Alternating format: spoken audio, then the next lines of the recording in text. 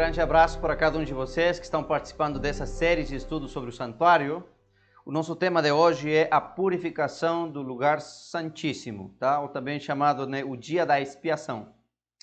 Até aqui a gente já viu algumas faces do ministério de Jesus. Falamos sobre o acampamento, onde ele viveu uma vida perfeita por cada um de nós. Falamos também sobre o átrio, onde ele morreu lá na cruz para nos salvar, a sua ressurreição. E vimos que nós devemos seguir Jesus através desse caminho. Devemos crer nele, aceitá-lo como Senhor e Salvador, e prova disso deve ser o nosso batismo. Aqui no santuário haviam dois serviços, o serviço diário e o serviço anual. O serviço diário consistia em que o pecador devia procurar um cordeiro aqui no acampamento, devia trazê-lo aqui até o átrio, confessar seus pecados colocando as mãos na cabeça dele, e o sacerdote lhe entregava uma faca e ele devia imolar o cordeiro. Dessa maneira, o pecado do transgressor passava para um animal inocente, e através do sangue desse animal, agora o pecado entrava aqui para o lugar santo. Aqui estava o véu que ficava sujo, contaminado, por todo o sangue que entrava. Isso era o serviço diário. Agora, eu gostaria que você abrisse sua Bíblia em 1 de João capítulo 1, versículos 7 e 8. Para a gente entender a segunda face do ministério de Jesus, tá? Então vamos lá. Diz assim: mas se nós andamos na luz, como ele na luz está, temos comunhão uns para com os outros. E o sangue de Jesus Cristo, seu Filho, nos purifica de todo pecado. O que nos limpa, o que nos purifica é o sangue de Cristo. Ele é o Cordeiro. É sobre ele que nós confessamos os nossos pecados. Diz mais o versículo 9: e se confessamos os nossos pecados, ele é fiel e justo para nos perdoar os pecados e nos purificar de toda injustiça. Se formos sinceros, se verdadeiramente vamos com esse sentimento de querer perdão e restauração, Deus disse nos perdoa e nos purifica. Eu gostaria de ler agora para vocês uma citação do Espírito de Profecia, que está aqui no livro O Grande Conflito, na página 421. Tá? Disse assim: como antigamente eram os pecados do povo colocados pela fé sobre a oferta do pecado, o cordeiro, e mediante o sangue desse animal, desse cordeiro, transferido simbolicamente para o santuário terrestre, assim também no novo pacto, os pecados de todos aqueles que se arrependem são pela fé colocados sobre Cristo e assim transferidos de fato para o santuário celestial. Então, quando nós aceitamos a Cristo Jesus, pela fé colocamos as nossas mãos sobre Ele, então Ele carrega os nossos pecados e Ele já morreu por nós. Nós podemos voltar felizes para casa. Agora, o pecado ou o registro desse pecado que a gente confessou para Deus fica aqui no santuário celestial, tá bom? Agora, se formos sinceros, honestos, podemos ficar tranquilos. Mas o problema era que muitos pecados que entravam aqui no santuário não eram sinceros, não eram verdadeiros. Havia muitos judeus que eles confessavam as coisas, faziam só por fazer, de boca para fora, mas o coração estava contaminado, poluído. Então, você precisava julgar se esses pecados que entraram aqui foram sinceros ou não. E a mesma coisa acontece com aquilo que está lá no céu. Deus precisa julgar o ser humano para ver quem foi sincero e quem não. Não porque ele não saiba, Deus sabe. Mas nós não entendemos isso, nem os anjos, o universo. Então Deus faz isso para que o universo entenda que aquilo que Deus fez foi justo. Tá? Por isso que tem que ter um processo de julgamento aqui no lugar santíssimo. Agora, isso então era o processo diário. Eu quero falar agora para você sobre o serviço anual, aquilo que acontecia uma vez durante o ano, tá? Todos os dias aqui o sacerdote entrava até o lugar santo, fazia os sacrifícios, enfim. Mas uma vez durante o ano, o sumo sacerdote, ele podia entrar agora para o lugar santíssimo. E é sobre isso que vamos estudar.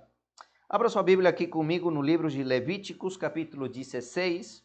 Vamos ler o versículo 29, 30 e depois o 34. Pode ser? Então, bora lá. Diz assim: e isto vos será por estatuto perpétuo. No 7º mês, aos 10 dias do mês, afligireis as vossas almas, e nenhum trabalho fareis, nem o natural, nem o estrangeiro que peregrina entre vós. Primeiro, a festa do dia da expiação, ou o dia da purificação do santuário, acontecia no dia 10 do 7º mês, tá? Então, uma vez durante o ano, aqui já sabemos o mês e o dia que devia acontecer, tá? 7º mês, no dia 10º. Disse mais ainda, porque naquele dia se fará expiação por vós, para purificar-vos. Qual é essa expiação? É julgar se esses pecados que entraram aqui foram verdadeiros, sinceros ou não. Disse mais, e se fará expiação por vós para purificar-vos, e sereis purificados de todos os vossos pecados perante o Senhor. Versículo 34. E isto vos será por estatuto perpétuo, para fazer expiação pelos filhos de Israel, e de todos os seus pecados, uma vez no ano. E fez Arão, assim como o Senhor ordenara a Moisés. Esse dia, então, era um dia solene, era um dia muito importante. Era tão importante que dias antes acontecia uma festa que se chama a Festa das Trombetas. Os sacerdotes, eles saíam por todo ao redor de Jerusalém, ali nas cidades, tocavam as trombetas. E quando os israelitas ouviam o barulho das trombetas, eles sabiam que estava chegando o dia da expiação. Então se preparavam. Disse ali que até o estrangeiro não podia fazer nenhum trabalho, todo mundo devia estar afligindo a sua alma, jejuando, orando. Esse momento que acontecia aqui no lugar santíssimo era um momento de questão de vida ou morte. Ninguém ficava brincando. Ninguém levava isso na brincadeira, na ligeira. Não, era uma questão de vida ou morte. Todo mundo aí orando, clamando, jejuando aí por aquilo que ia acontecer aqui no lugar santíssimo. E o que acontecia? O sumo sacerdote, ele entrava para julgar o povo. Tá? Disse aqui no livro O Grande Conflito, na página 421 e 422, o seguinte. E como a purificação típica do santuário terrestre se efetuava mediante a remoção dos pecados pelos quais se poluíra, igualmente, a purificação real do santuário celeste deve efetuar-se pela remoção ou apagamento dos pecados que ali estão registrados. Então, no dia da purificação, se julgava o povo e se limpava aqui, se trocava de véu. Esse véu que estava fedido, podre, se tirava e se colocava um novo véu, feito com os melhores linhos aí, com desenhos de anjos subindo, descendo, havia ouro e tudo. Era um véu muito bonito. Mas isso se trocava no dia da expiação. Ali se limpava o santuário de todos os pecados que estavam ali acumulados. Tá? Diz que a mesma coisa precisa acontecer lá no santuário celestial. Precisa acontecer um processo de julgamento, de remoção ou apagamento dos pecados que estão ali registrados. Por quê, meus amigos? Embora eu confessei meu pecado a Jesus, mas o registro da minha vida, e nos próximos estudos, a gente vai ver que lá no céu tem registros. Isso está lá no santuário celestial. Então, precisa ser apagado isso. Eu preciso ser julgado. Então, vai ter assim, o dia da expiação é justamente para isso, tá bom? Disse mais aqui. Mas antes que isso possa se cumprir, deve haver um exame dos livros de registro para determinar quem, pelo arrependimento dos pecados e a fé em Cristo, tem direito aos benefícios da sua expiação. Tá? Tem que ter um julgamento, tem que ter uma avaliação. A purificação do santuário, portanto, envolve uma investigação, um julgamento. Já lhes disse, não porque Deus não saiba, mas para informar os seres humanos, os anjos, o universo, daquilo que Deus fez pelas suas criaturas. Isto deve efetuar-se antes da vinda de Cristo para resgatar seu povo. Então, antes de Jesus voltar, precisava acontecer esse processo de julgamento. Quando o sumo sacerdote sai dali, ali é a segunda vinda de Cristo Jesus. Tá bom?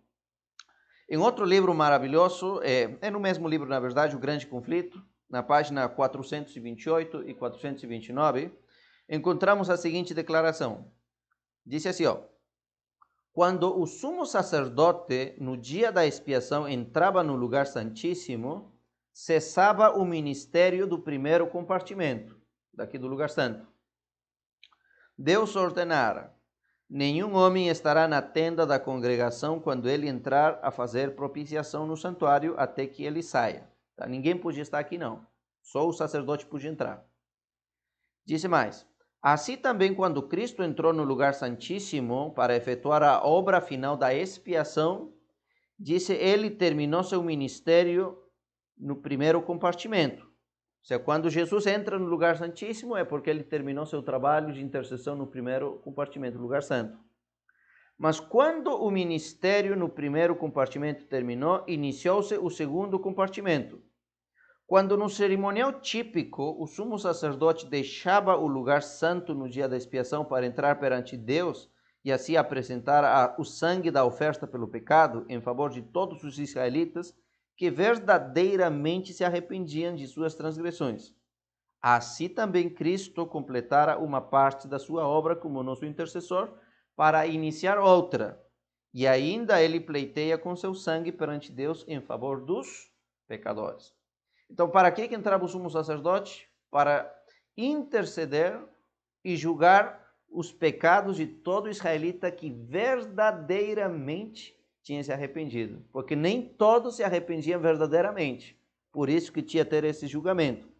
Agora, basicamente, o trabalho que o sacerdote fazia aqui no lugar santo era interceder, aplicar os méritos, né, os benefícios do sacrifício do cordeiro na vida do transgressor. É isso que Jesus fez na cruz. Na cruz ele morreu, mas no lugar santo, Jesus aplica os benefícios do seu sacrifício para todo pecador arrependido. Tá? Agora, quando ele terminou de fazer isso, e ele entra aqui no lugar santíssimo, ele continua fazendo esse trabalho de intercessão, mas agora ele faz a segunda parte, que também julgar. Tá? Ele julga se todos foram verdadeiros e sinceros. E ele, mais uma vez ainda, intercede pelo povo. Então, quando o sumo sacerdote sai daqui, Jesus termina seu trabalho de intercessão e julgamento, aí cada caso está definido. A porta da graça se fecha. Quem está salvo, está salvo. Quem está perdido, está perdido. Amém? Agora, eu queria que você abrisse sua Bíblia também, aqui no livro de Daniel 8, versículo 14. Vamos ver alguns versículos da Bíblia que nos mostram que o santuário celestial precisava ser purificado. Basicamente, vamos ler dois versículos, tá? Que fala sobre a importância da purificação do santuário celestial. O primeiro deles está em Daniel 8,14. Praticamente todo adventista deveria conhecer esse versículo, tá? Ali está a maior profecia de todas as escrituras, Daniel 8,14. Diz assim: até 2.300 tardes e manhãs, e o santuário será purificado. Já na época dele, Daniel disse, olha, vai ter que passar 2.300 anos, porque tarde e manhã representa um dia, né? E um dia nas profecias está falando de um ano. Ou seja, precisavam passar 2.300 anos para que o santuário celestial fosse purificado. Agora, no livro de Hebreus, capítulo 9, versículo 23, o apóstolo Paulo, ele também fala dessa mesma ideia. Ele vai comparar o santuário terrestre e diz que assim também o santuário celestial tem que ser purificado. Diz assim, Hebreus, capítulo 9, versículo 23. De sorte que era bem necessário que as figuras das coisas que estão lá no céu se purificassem, mas as próprias coisas celestiais com sacrifícios melhores do que estes. Olha, as coisas, a sombra que o santuário, a sombra das coisas celestiais precisava se purificar. Ele disse também, assim também as coisas celestiais, só que com melhores sacrifícios. Porque aqui se purificava com o sacrifício dos cordeiros, né? Mas lá no céu diz com o sacrifício do verdadeiro cordeiro, Jesus Cristo. É o sacrifício maior. Agora, por que esse processo de julgamento precisa uma investigação? Deus sabe tudo, né? Deus sabe quem é sincero, quem não, quem persevera, quem não persevera. Mas esse julgamento, meus irmãos, investigativo que acontece aqui é para Deus informar o universo, os anjos e os seres humanos de por que algumas pessoas vão ter direito à vida e por que alguns não. Aos nossos olhos, às vezes, quando vemos alguém, pensamos, né? Olha, fulano tal, se batizou, então vai ser salvo. Não sabemos, só Deus sabe. Agora ele vai fazer esse julgamento para nos mostrar por que essa pessoa se salva ou não se salva. Ele vai nos mostrar quem foi verdadeiro, quem foi genuíno e quem não. Porque, irmãos, nem todos aqueles que se achegam a Jesus são sinceros e verdadeiros. Em Mateus capítulo 6, versículo 2 e 5, por exemplo, nos fala que na igreja existem pessoas sinceras que amam e temem a Deus. Mas também tem pessoas hipócritas que nem estão aí. Lá na igreja, meus irmãos, tem gente que abandonou o mundo por seguir a Jesus. Mas também tem gente que é crente Raimundo. Um pé na igreja, um pé no mundo. Nem todos são sinceros. A Bíblia apresenta a pregação do evangelho como a pesca. E diz que o lançar as redes para pescar é lançar a rede do evangelho. E assim como quando a gente pesca, lança a rede e traz todo tipo de peixe, com escama, com couro, enfim, a mesma coisa acontece na pregação do evangelho. Muitas pessoas que chegam na igreja, alguns são peixes com escama, alguns são peixes com couro. Então você precisa separar. E esse processo de separação é o juízo investigativo. E quem faz isso é Deus. Tá? Deus vai ver quem foi sincero, quem é peixe com escama, peixe com couro, enfim. A Bíblia também nos apresenta a metáfora de que na igreja existe trigo e existe o quê? Existe joio. Tá? E às vezes a gente quer separar, mas não é o nosso trabalho. Tá? E quem vai julgar isso é Deus. Em Mateus capítulo 25 aparece também a parábola das 10 virgens. Tá? As 10 são virgens, têm lâmpada e aguardam o marido. São virgens porque professam uma fé pura. Tem lâmpada porque a lâmpada representa a Bíblia. Lâmpada é aos meus pés a tua palavra. Todos têm Bíblia. E todas aguardam a Jesus. Na igreja é assim. Todos estão aí professando assim, uma fé pura, aguardam a volta de Jesus, todo mundo tem Bíblia. Só que a parábola diz que 5 eram prudentes e 5 eram nécios. E quem vai fazer essa separação é Deus. Deus vai julgar quem é nécio e quem é prudente. Tá? Além disso, queridos amigos, a gente pode ver também outras parábolas, né, na palavra de Deus. Por exemplo, temos a parábola da festa de casamento. O pai, né, convida todo mundo para o casamento de seu filho. O pai é Deus, o filho é Jesus. E convida todo mundo. E tem muitos convidados que foram lá e foram vestidos do jeito que deviam estar. E as vestes quem proporciona é o rei. Mas havia um que foi lá não vestido de acordo com o momento que devia estar lá. Tá? Praticamente foi nu. E diz que o pai, quando vê, ele disse, olha, quem autorizou você a entrar aqui? Foi lançado fora. Aqui ilustra, meus queridos amigos, que para a gente ser salvos, todos nós precisamos das vestes de salvação que Jesus nos ofereceu lá na cruz. Tá? Lembram que quando Adão e Eva pecaram, eles ficaram nus? E eles começaram a vestir-se com folhas de figueira? Como que Deus os vestiu? Deus lhes deu ali a esperança da redenção. Os vestiu com as peles do cordeiro. Ali estava simbolizando, né, que no futuro alguém morreria para salvá-los e dar-lhes as vestes de salvação. É isso que está falando essa parábola. Todos devemos estar com as vestes que Jesus nos oferece. Mas ali tinha alguém que não estava vestido como deveria estar e foi lançado fora, foi julgado. Então, queridos amigos, Deus vai fazer esse trabalho, é necessário para que dessa maneira, né, na igreja esteja apenas o povo de Deus. Tá? Vamos ver daqui a pouquinho alguns versículos da Bíblia. Quando Jesus passa do lugar santo para o Santíssimo, ele passa para receber seu reino. Tá? E seu reino, todos aqueles que fazem parte de seu reino, estão com as vestes. Tá? E isso acontece no processo de julgamento. Tá? Agora, o que eu queria ler com vocês é sobre quem vai ser julgado. E depois vamos ver quando que acontece exatamente o dia, o mês e o ano. Tá? Mas vamos ver quem é julgado.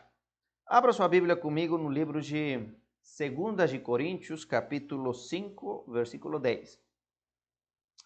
Ali o apóstolo Paulo vai nos dizer quem vai ser julgado. Tá? Olha aqui. Diz assim: porque todos devemos comparecer perante o tribunal de Cristo, para que cada um receba segundo aquilo que tiver feito por meio do corpo, ou bem ou mal. Quantas pessoas vão comparecer perante o tribunal de Cristo? Todos. Todos vamos comparecer perante o tribunal de Cristo. Todos vamos ser julgados. Tá? Agora, algum tempo atrás eu vi um vídeo, tá? Tem poucos dias na verdade, onde colocaram um vídeo na internet, onde tem os anjos puxando as pessoas, levando até o trono de Deus para ser julgado. E tem muitas pessoas que têm a ideia de que nós vamos ir fisicamente perante o tribunal de Deus. Não. E o santuário nos mostra isso. Quando o sumo sacerdote julgava o povo, os pecadores, eles iam até o lugar santo para serem julgados, ou até o Santíssimo? Não. Eles ficavam lá no acampamento, orando, jejuando. Mas eles eram julgados de acordo com o registro que estava aqui no véu. A mesma coisa acontece no processo que Deus faz. Nós não precisamos ir pessoalmente até o trono de Deus para sermos julgados. Nós somos julgados através dos registros da nossa vida que está lá no céu. Nas próximas lições vamos estudar mais sobre esses registros. Mas lá tem registros. Tá? Então não vamos fisicamente, mas vamos através daquilo que está lá no céu. É como Jesus. Jesus está aqui conosco, sim ou não? A resposta é sim e não. Jesus está conosco não fisicamente. Fisicamente ele está lá no céu. Mas ele está conosco através da sua palavra, a palavra escrita dele. Tá? Por isso que Jesus disse, olha, eis que estou convosco todos os dias até a consumação dos séculos. Mas fisicamente ele está lá no céu. Mas através da sua palavra, através do Espírito Santo, ele está conosco. Assim também acontece conosco. Não vamos fisicamente ao trono de Deus para sermos julgados, mas vamos através daquilo que está escrito nos registros. Amém? Agora, o apóstolo Pedro, na sua primeira epístola, ele vai falar outros detalhes importantes sobre esse processo do julgamento. Abra sua Bíblia aí em 1 de Pedro, capítulo 4, versículo 17. Ele disse assim: porque já é tempo que comece o julgamento pela casa de Deus. E se primeiro começa por nós, qual será o fim daqueles que são desobedientes ao Evangelho de Deus? O julgamento começa por onde? Começa pela casa de Deus. Nas próximas lições vamos estudar processos de julgamento, os tipos de juízos que vai ter, tá? Mas basicamente são 3. Tem o juízo investigativo, o juízo comprovativo e o executivo. Tá? Mas esse julgamento que acontece aqui, a primeira parte é a investigação. Tá? E sabem, amigos, aqueles que são julgados aqui são apenas aqueles que acreditaram em Deus. Por isso disse, olha, o juízo tem que começar pela casa de Deus. Como que o santuário nos ajuda a explicar?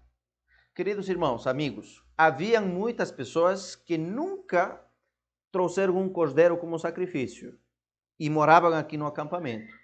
Eles não eram julgados.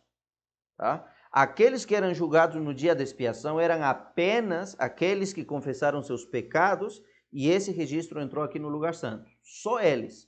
Só aqueles que acreditaram no cordeiro. Só aqueles que correram atrás de Deus. Aquelas pessoas que aqui no acampamento não quiseram levar o cordeiro, não quiseram fazer sacrifício, eles não são julgados. Tá? Na verdade, eles vão ser condenados, né? Mas para eles tem outra face do julgamento, que a gente vai ver mais para frente. Mas eu queria que você fixasse isso. Quem é julgado no dia da expiação é só aqueles cujos pecados entraram no santuário. Para ampliar um pouquinho esse detalhe, eu quero ler para vocês aquilo que está escrito no livro O Grande Conflito, na página 480. Lá diz assim, ó: no cerimonial típico, somente os que tinham vindo perante Deus com confissão e arrependimento e cujos pecados por meio do sangue da oferta para o pecado eram transferidos para o santuário é que tinham parte na cerimônia do dia da expiação. Tá vendo? Quem tinha parte nesse dia do juízo da expiação? Somente aqueles que trouxeram seus pecados. Quem não trouxe, não. Tá?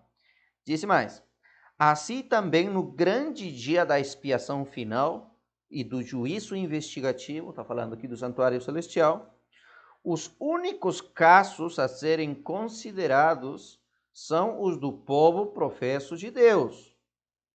Olha aqui. Quem é julgado aqui quando Jesus entra para o lugar santíssimo somente são aqueles que professaram acreditar em Deus, confessaram seus pecados. Tá? De todas as épocas, começando aí na época de Adão. Só dos crentes, dos ímpios, as pessoas que não acreditaram, eles não. Tá bom? Disse mais. O julgamento dos ímpios constitui outra obra distinta e separada, e ocorre em uma ocasião posterior. Os ímpios também são julgados, mas isso acontece de uma maneira diferente, separado e em outra ocasião posterior. Vai ter outro julgamento. Se vocês querem saber como vai ser isso, não perca essa série que estamos estudando. Até chegarmos no final, você vai entender muitos detalhes. Disse mais. É tempo que o julgamento comece pela casa de Deus. Ela está citando aqui 1 de Pedro 4, versículo 17. Tá bom? Então, acho que não tem mais dúvida até ali. Tá? A próxima parte que eu quero compartilhar com vocês é sobre o momento quando começa esse julgamento. Quando é que Jesus passou do lugar santo para o lugar santíssimo? Quando é que se cumpriu essa profecia das 2300 tardes e manhãs? Vamos começar lendo o livro de Atos, capítulo 17. Ali nos disse que já havia um dia determinado para que aconteça esse julgamento. Disse assim, versículo 30 e 31. Mas Deus, não tendo em conta os tempos da ignorância, anuncia agora a todos os homens que em todo o lugar que estão em todo lugar que se arrependam, porquanto Deus tem determinado um dia em que com justiça há de julgar o mundo, por meio do homem que destinou. E disso deu certeza a todos, ressuscitando-o dentre os mortos. Olha aqui. Disse todos vão ser julgados, tá? E Deus disse aqui tem um dia determinado, tem um dia específico para que o julgamento aconteça. E disse, esse julgamento será por meio do homem que ele destinou, é Jesus. Ou seja, Deus julga através de Jesus. E para isso disse que ele o ressuscitou dentre os mortos. Então Jesus ressuscita para interceder por nós, mas também para receber a autoridade do Pai, para ele julgar a humanidade. Mas existe um dia determinado. Pastor, quando foi esse dia? Vamos agora estudar as profecias de Daniel capítulo 7. Daniel capítulo 7, queridos amigos, descreve lá os grandes impérios que governaram ao longo da história, desde a época de Daniel até a volta de Jesus. Ali fala, olha, ia surgir um reino, se ia surgir outro, depois outro, finalmente o reino de Cristo. Tá? É a mesma coisa que Daniel capítulo 2. Primeiro está a cabeça, depois está os braços, o peito, enfim, descrevendo os reinos. Finalmente, diz a estátua destruída, e ali agora Deus instaura, constitui seu reino eterno, que nunca será destruído. Daniel 7 fala a mesma coisa. Ele fala agora através de animais híbridos, tá? Porque tem várias características desses animais, e esses animais que constituem impérios que governaram ao longo da história, e o último reino a ser estabelecido será o reino de Cristo. Mas antes que o reino de Cristo seja estabelecido, acontece um julgamento. E eu quero estudar com vocês isso. Hoje vamos estudar essa história, tá bom? Resumindo Daniel capítulo 7. Ali aparecem 4 grandes animais, 4 grandes impérios, tá? O primeiro deles é um leão. E esse leão disse que tem quantas asas? Tem 2. Representa o império da Babilônia. O império poderoso que governou aí no passado, ele foi muito veloz, muito rápido em conquistar uma boa parte do mundo antigo. Mas depois da Babilônia devia surgir outro reino. E ali aparece agora o império dos Medos e os Persas, representados pelo urso. O urso diz que tem um pé maior do que o outro, está mancando. E ele tem 3 costelas entre os dentes. Esse império, na verdade, eram 2 reinos que se uniram, os Medos e os Persas. os persas eram maiores do que os medos, por isso que um pé era maior do que o outro. E para eles assim governarem, eles tiveram que destruir 3 reinos, entre eles Babilônia, tá? E eles começaram depois ali a governar. Só que o Império dos Medos também chegaria a seu fim. Surgiria outro reino, o terceiro, que seria o Império da Grécia. E aí vem agora o animal que é o leopardo. O leopardo tem 4 cabeças e 4 asas. Se a Babilônia com 2 asas já foi um império que velozmente conquistou o mundo, imagina agora o Império da Grécia com 4 asas. Por isso nós sabemos pela história que Alexandre, o rei da Grécia, né, aos 30 anos de idade, sendo muito jovem, ele já tinha conquistado praticamente todo o mundo antigo, tá? E lamentavelmente, né, ele morreu muito jovem, tá? Ele bebeu muito álcool, se intoxicou e morreu. Como ele não tinha nenhum sucessor, nenhum filho, o seu reino se dividiu entre seus generais, seus 4 generais, tá? Deixa eu ver se eu consigo lembrar o nome deles. Cassandro, Lisímaco, Ptolomeu, e tem mais um aí, tá? Cassandro, Lisímaco, Ptolomeu, e tem mais um aí. Mas esses 4 generais, eles se dividiram o império, tá bom? Por isso que o leopardo tem quantas cabeças? Tem 4 cabeças, tá? Representa assim a divisão do Império da Grécia. Depois da Grécia surge outro império, representado por um dragão terrível. É o Império de Roma. Foi o império que mais tempo governou. Só que na visão que Daniel teve, esse império, o Império Romano, o dragão, tem 3 fases, 3 etapas. E esse império vai estar até a volta de Jesus, tá bom? Não tem mais. Tá? Depois desse império do dragão, já acontece o julgamento e depois Jesus ele vai ter seu reino eterno. Tá? Então, até a volta de Jesus, o império que vai estar é romano. Por isso, quando a gente lê a profecia de Daniel 2, os pés é feito de quê? As pernas é de ferro, né? Representa o império romano. Mas esse ferro está até os dedos, até o último. Porque até a volta de Jesus vai ter o império romano. Só que em faces diferentes. Quais são as 3 faces do Império Romano? Primeiro aparece só o dragão, tá? Terrível. Tá? Depois surgem 10 chifres na sua cabeça. É a segunda face, com os 10 chifres, mas ainda é romano. Depois que os 10 chifres saíram da cabeça, surge agora um chifre pequeno, que é o anticristo. Ou seja, ali está falando as 3 faces do Império Romano. Houve uma face onde era só o Império Romano, político, que governou durante muito tempo. Depois fala da segunda fase, onde o Império Romano se divide em 10 reinos. Os países da Europa, Espanha, França, Itália, todos esses lugares. Esses são os 10 reinos no qual o Império Romano do mundo antigo se dividiu. Tá? Só que depois que se complete aí a divisão do império, aí aparece agora, surge um chifre pequeno. E para o chifre pequeno surgir, ele teve que arrancar 3 reinos. Tá? Ali fala da terceira fase. E no ano 538,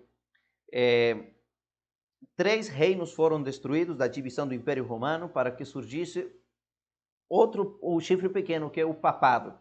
Também devia ser romano. Por isso é o papado católico romano, que é o anticristo. Agora, nessa série a gente não vai estudar detalhes sobre o anticristo, tá? Mas se você quer aprender mais, se inscreva no canal aí, a última mensagem, que em breve vamos estar colocando estudos, temos uma série já preparada, que fala sobre a batalha final do anticristo. E a gente vai estudar mais detalhes sobre isso, tá? Então, ali fala então, o chifre pequeno é o papado católico romano.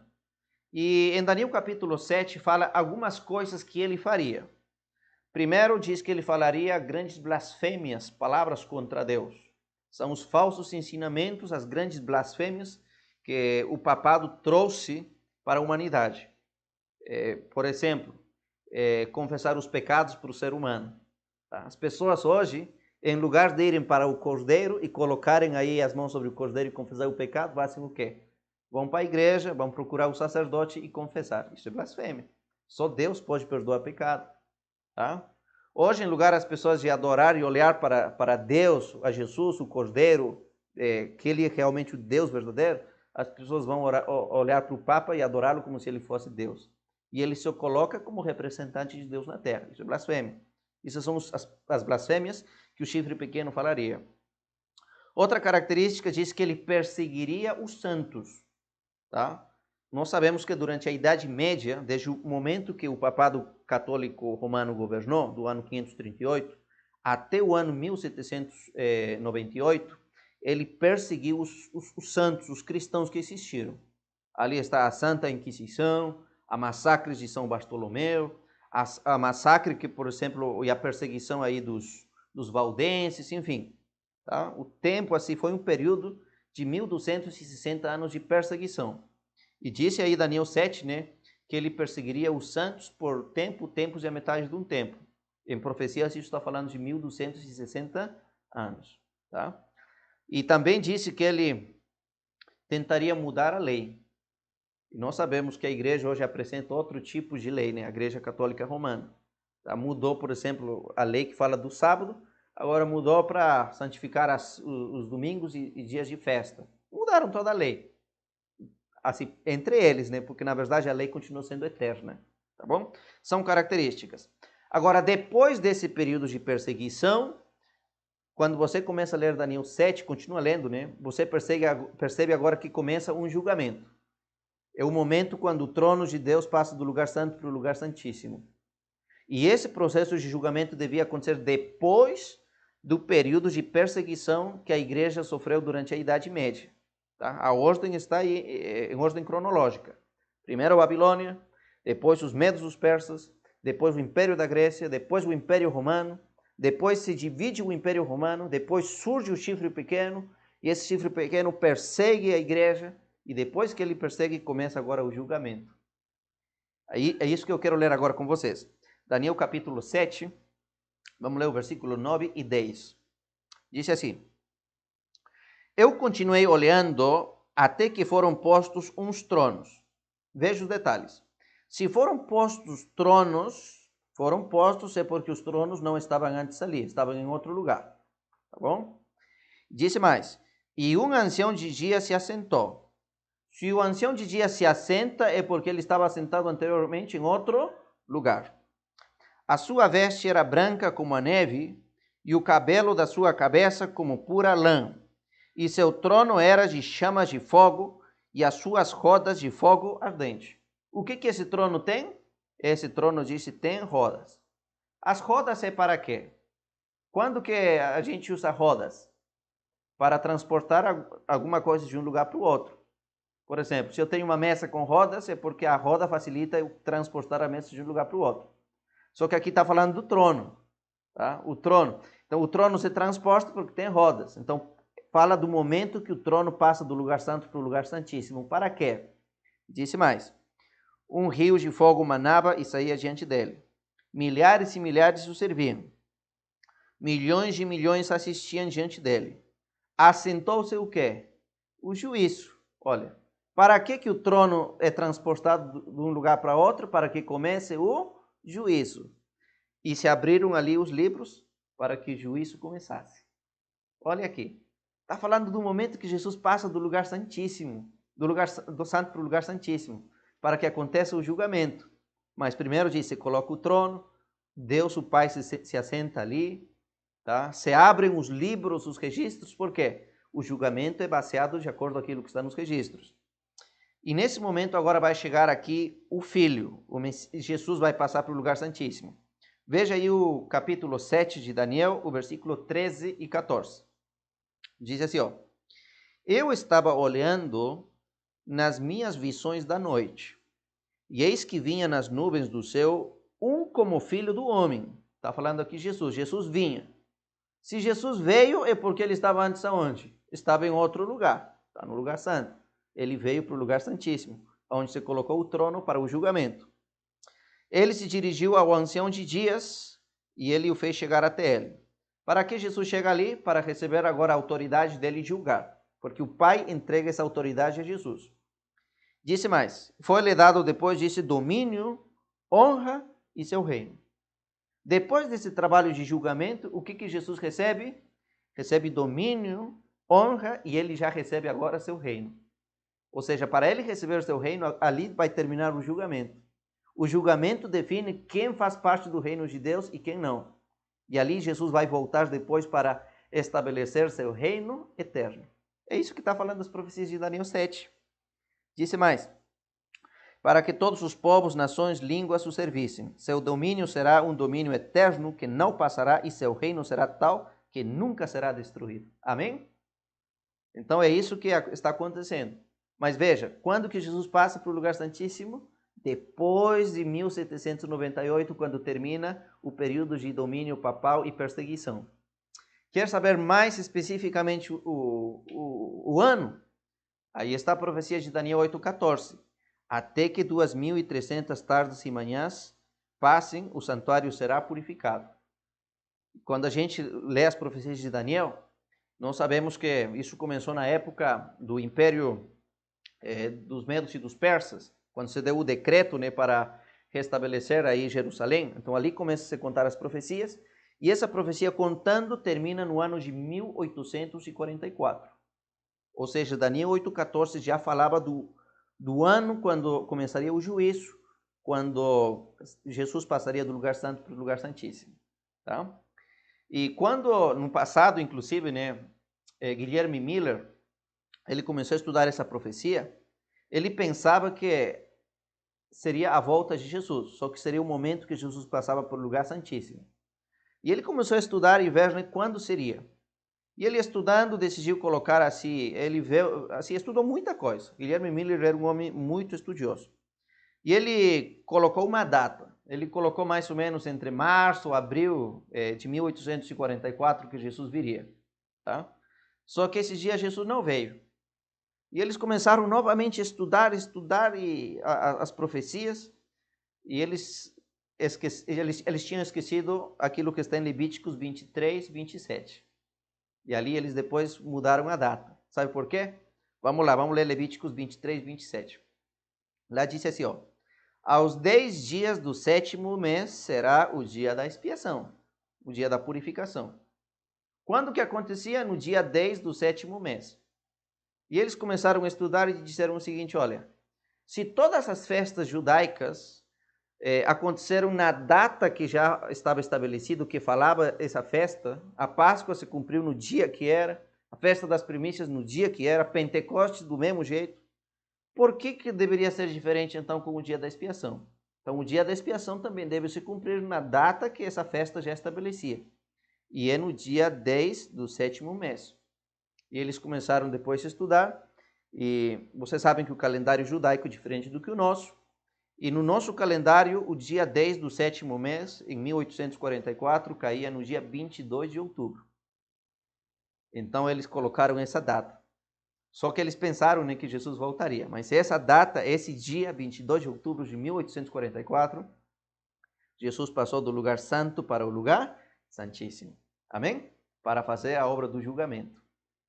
Agora, no livro de Apocalipse, os primeiros capítulos falam sobre esse momento aqui. Já estudamos na lição anterior que Jesus está andando entre os candelabros, né, entre as lâmpadas, que está em frente aí do trono de Deus, ali estão as orações dos santos, enfim. Mas em Apocalipse 14, a gente já vai ver que o cenário muda, já está falando do lugar santíssimo. E vamos ver mais detalhes aí no Apocalipse, que já fala do trabalho que Jesus faz aí no lugar santíssimo como sumo sacerdote. Por isso que esse Apocalipse só se entende através do santuário. Vamos ler então Apocalipse capítulo 14, versículos 6 e 7. Tá bom? Apocalipse capítulo 14, versículos 6 e 7. Disse assim: então vi outro anjo que voava pelo céu. Tinha na mão o evangelho eterno que devia ser proclamado a todos aqueles que habitam na terra, a toda nação, tribo, língua e povo. E ele me disse em alta voz: temam a Deus e glorifiquem-o, pois chegou a hora do seu juízo. Adorem aquele que fez os céus, a terra, o mar e as fontes das águas. Disse, olha, temam a Deus, porque começou o quê? Começou o juízo. E o juízo só acontece no lugar santíssimo. Ou seja, Apocalipse 14 já está falando do momento que Jesus passa para o lugar santíssimo. Ali começa o julgamento. Ali diz, olha, temam e dai-lhe glória. Ou seja, qual deveria ser a atitude da igreja dos cristãos depois de 1844? Devemos considerar as coisas com muito cuidado, porque o nosso sumo sacerdote está lá no santuário celestial fazendo processos de julgamento. Agora, eu termino falando o seguinte para vocês. Nós vimos que Jesus está andando entre os candelabros. O candelabro representa aqui a igreja. Tá? E no livro de Apocalipse aparecem 7 igrejas. O que são as 7 igrejas? São 7 períodos no qual a história da igreja está dividida, desde a época dos apóstolos até a volta de Jesus. Tá? Então, basicamente, a gente pega aí, desde a época dos apóstolos até a volta de Jesus, isso está dividido em 7 períodos. E cada período é representado por uma igreja. Tá? Agora, eu quero estudar com vocês um detalhe com relação à penúltima igreja, que é a igreja de Filadélfia. Depois de Filadélfia vem a última igreja, que é Laodiceia. Mas com relação à igreja de Filadélfia, o livro de Apocalipse diz uma coisa interessante. Quando já está chegando ao final desse período, olha o que acontece. Versículos 7 e 8 de Apocalipse 3. E o anjo da igreja que está em Filadélfia escreve: isto diz aquele que é santo, verdadeiro, e aquele que tem a chave. Está falando aqui Jesus. E a chave se usa para quê? Para abrir e fechar. Diz então, aquele que tem a chave de Davi, aquele que abre e ninguém fecha, aquele que fecha e ninguém abre. Conheço as tuas obras, e eis que diante de ti, olha, falando para o período da igreja de Filadélfia, diante de ti pus uma porta aberta, e ninguém a pode fechar. Tendo pouca força, guardaste a minha palavra e não negaste o meu nome. Quando está terminando o período da igreja de Filadélfia, então disse, olha, diante de ti eu coloquei uma porta aberta. A pergunta é, qual porta? É a porta aqui, que dá acesso do átrio, do acampamento para o átrio, do átrio para o lugar santo, do lugar santo para o Santíssimo. Qual? Nos primeiros capítulos de Apocalipse já vimos que era a segunda porta, do átrio para o lugar santo. E essa aqui? Vamos perceber, amigos, que essa porta aqui está falando a porta que já acontece quase no final da história, que é a porta que dá acesso do lugar santo para o lugar santíssimo, quando o julgamento acontece. Tá? Porque depois do período da igreja de Filadélfia, já entra no período do julgamento, ali só tem mais uma igreja, que é a igreja da Laodiceia, o período da igreja de Laodiceia. E Laodiceia significa o povo do julgamento ou o povo do juízo. E, queridos amigos, a igreja adventista surge no ano 1844, no momento que Jesus passa para o lugar santíssimo. A igreja de Laodiceia representa a igreja adventista do sétimo dia. É a última igreja que foi chamada para dar uma mensagem especial antes de Jesus voltar por segunda vez. Mas por isso disse ali, olha, eu pus uma porta aberta. Agora, se você ler Apocalipse capítulo 11, versículo 19, ali descreve aquilo que se vê quando essa porta se abre. Disse assim, abriu-se no céu o templo, a porta do templo, né, de Deus, e a arca da aliança foi vista, e no meio do templo, né, no seu templo. E houve relâmpagos, vozes e trovões, terremotos e uma grande saraiva. Então, quando se abre essa porta, você vê agora a arca da aliança. Por quê? Porque já está falando do período do julgamento. E durante esse julgamento, Deus levantou essa igreja adventista para dar essa mensagem, para explicar esse processo do santuário para a humanidade. Tá? E nós somos essa igreja que tem essa grande missão. Hoje, meus queridos amigos, Jesus está no lugar santíssimo, julgando primeiramente a igreja, né? Porque o julgamento começa pela casa de Deus. O juízo está quase para terminar. Aquilo que nós estamos vendo hoje na atualidade, coronavírus, destruições, mortes, tudo isso está nos mostrando que em breve o julgamento está terminando. E quando termina, se fecha a porta da graça. Aí, queridos amigos, quem está salvo, está salvo. Quem está perdido, está perdido. Jesus volta por segunda vez. Não falta muito para isso. Jesus nos deixou o santuário para nos explicar justamente esse plano de salvação. Você gostaria de estar agora perseverando nos caminhos de Deus?